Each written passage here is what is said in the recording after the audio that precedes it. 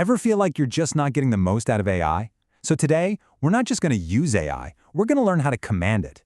If you're ready to unlock some truly expert-level results, you are in exactly the right place. You ask for something simple, something like a garden shed, and what you get back is, well, this. It's a frustration we've all felt, and it's a huge sign that we need to get way better at how we talk to our AI. And this right here, this is exactly how that Gothic mansion problem happens in the real world.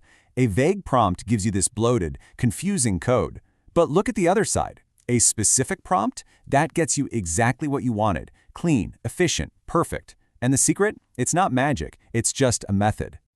So how do you actually master this? Well, it all boils down to three core principles. First, mastering clarity. Second, adding specificity. And third, learning how to iterate and refine. Let's break each one down. Okay, first up, clarity. Think of this as the absolute foundation for everything. Seriously, if your instruction is fuzzy, your result is going to be fuzzy too.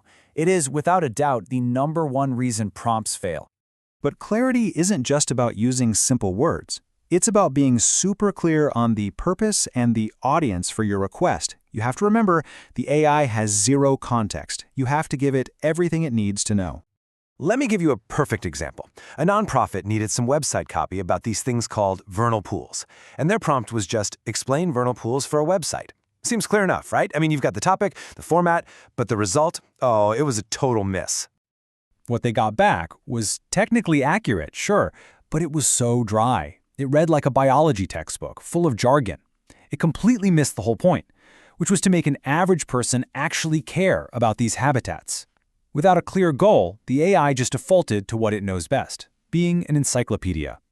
So check out the solution. The new refined prompt is way better. It defines the audience, a general audience. It gives a word count around 300 words.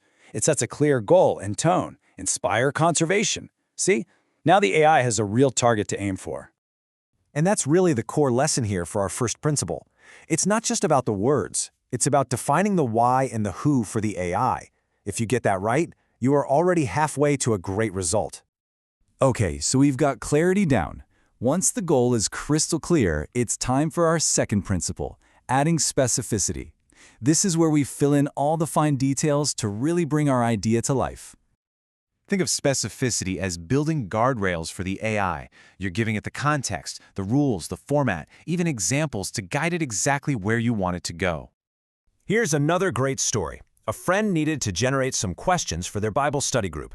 The initial prompt was clear enough, generate study questions about the book of James chapter 1, but it wasn't specific at all, and what they got back was just a total mess of unusable questions. But look what happens when we break it down and add those layers of specificity. We told it the context. It's for a layperson's group. We gave it the specific source, verses 1 through 18. We defined the focus, practical application. We added constraints, like no yes-no questions. And we even gave it an example question. And just like that, the request was transformed and the result was perfectly tailored questions.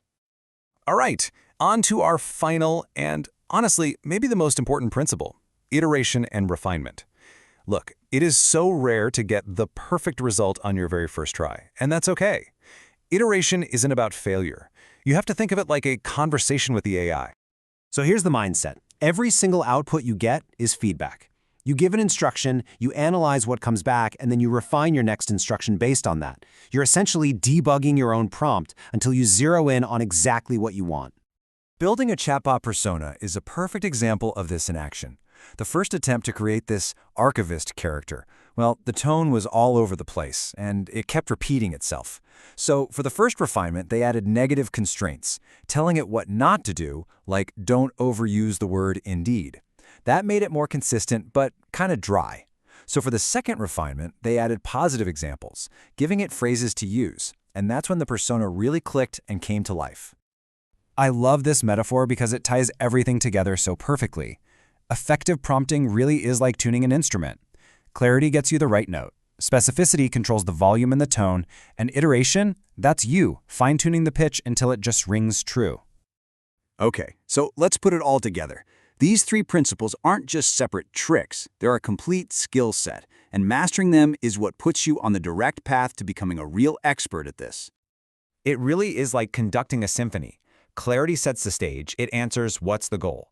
Specificity provides the script. Here are all the details and the rules. And iteration, that's the rehearsal, where you just keep refining until the performance is absolutely perfect. So there you have it. You now have the core principles that separate a total novice from an expert. The question is, are you ready to learn the actual techniques? Because in our next explainer, we're going to show you exactly how to put these principles into practice. We'll see you then.